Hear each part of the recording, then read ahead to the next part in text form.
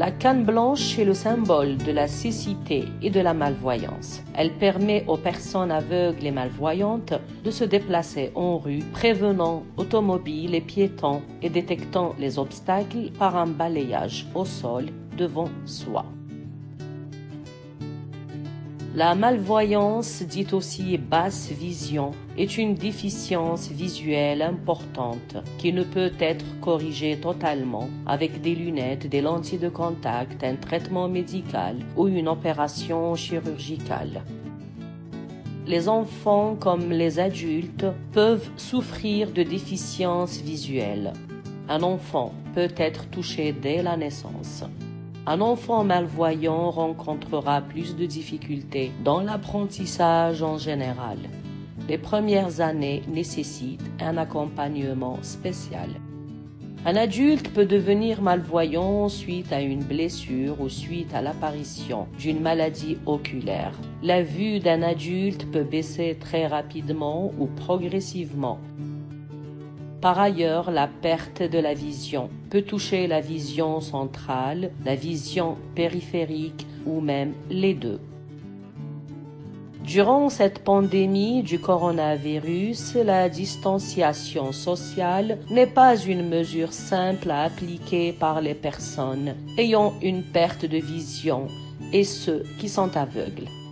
Cette consigne les empêche par moments d'avoir accès à des services essentiels en étant accompagnés d'un guide.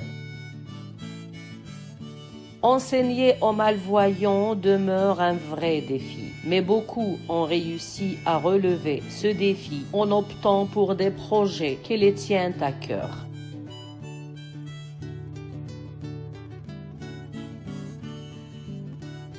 Voilà quelques témoignages recueillis auprès de personnes malvoyantes.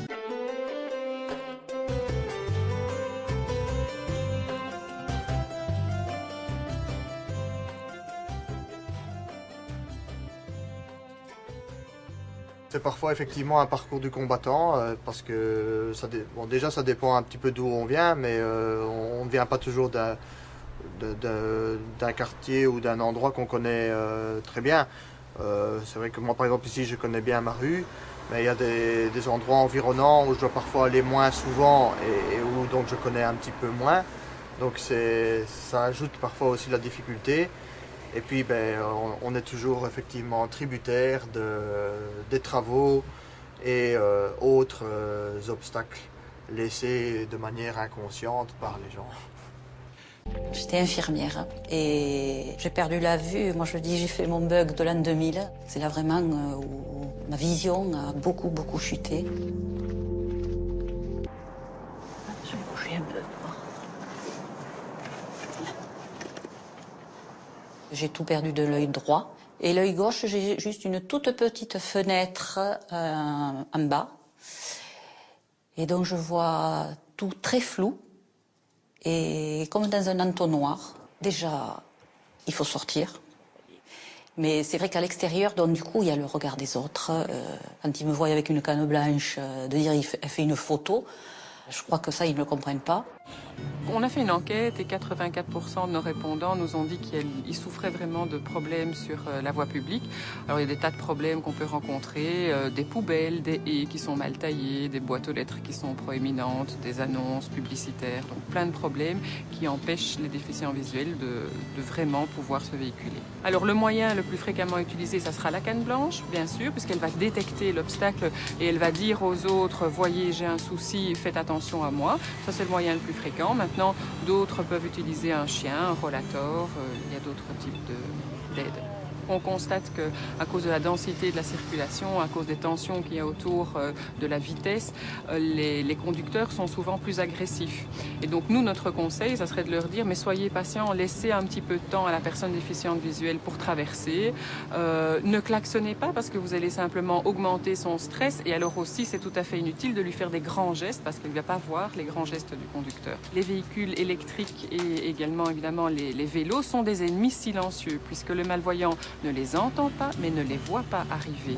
Et donc, notre conseil, ça sera cette fois-ci, soyez vigilants si vous conduisez une voiture électrique, soyez vigilants si vous êtes cycliste, et dès que vous voyez une canne blanche, ralentissez et prenez garde. Alors évidemment, le travail des services publics est indispensable. Ça sera surtout l'aménagement du territoire, faire attention aux trottoirs, veiller à ce qu'il y ait des bordures, parce que l'absence de bordures, c'est un problème pour une personne déficiente visuelle.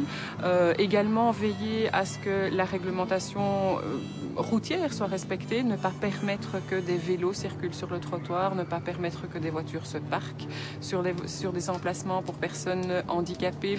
Et vraiment, notre message, c'est travaillons ensemble. Nous sommes une association représentative des personnes déficientes visuelles. On peut donner du conseil, on peut attirer l'attention, puisque notre but à nous, c'est qu'on n'oublie jamais les personnes déficientes visuelles.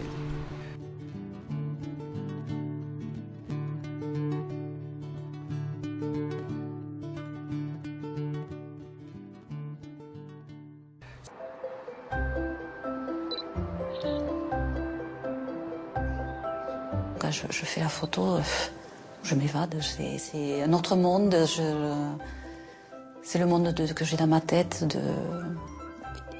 Je vois tout beau.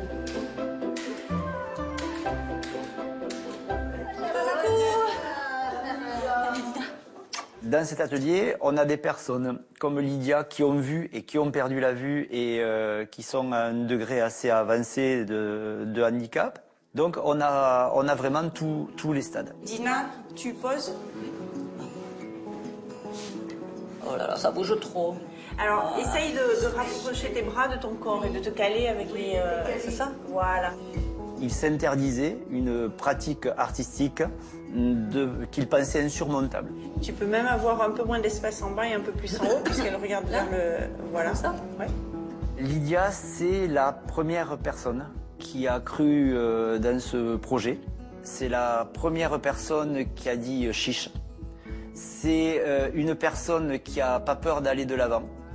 Pour moi, c'est une militante. Souris. Tu vas passer un mail sur tes cheveux, dans tes cheveux. Attends, bouge plus. Allez, bravo. Allez. Super. On regarde les images. Ouais. Maintenant, on arrête les prises de vue. Oui. D'accord? Allez.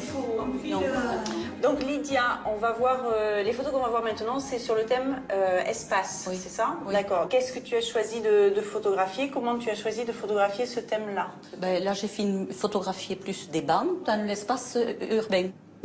Quand je les vois en vrai, les photos, je suis un peu déçue. C'est vrai que souvent, c'est pas droit ou c'est pas au milieu. Mais quand j'entends les autres autour de moi qui disent non, c'est bien, il y a du sentiment, il y a quelque chose qui ressort, je dis bon ben ils ont raison. Donc je persévère. Ça c'est pas mal. C'est pas trop, il n'y a pas trop d'espace en haut. En haut non, c'est parfait. ça, Ça c'est parfait. T'as la verdure, non? Ouais. On se dit aussi nos difficultés. Aujourd'hui, j'ai pas réussi. Ah, aujourd'hui, tu sais, j'ai réussi de sortir, de faire quelques photos. On s'encourage. C'est de l'entraide. Elle est très belle. Ouais. Ça, je le dis pas aux filles. Peut-être qu'elles vont l'entendre. C'est que moi, je suis super fière d'elles, contente. Avant, elles disaient non, je suis pas capable. Et là, elles font.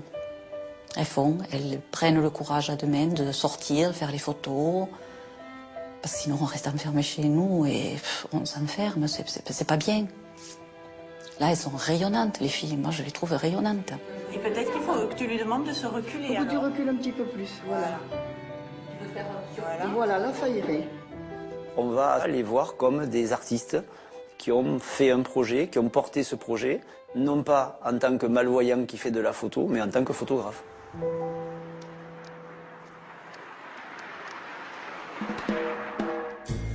Avec le peu de vues que j'ai, je crois que je me fais plein de souvenirs au cas où. Parce que je sais que dans quelques années, il n'y aura vraiment plus rien, malheureusement. Je ne sais pas si je continuerai si la vue part, mais je crois que je continuerai quand même. Je crois que je continuerai.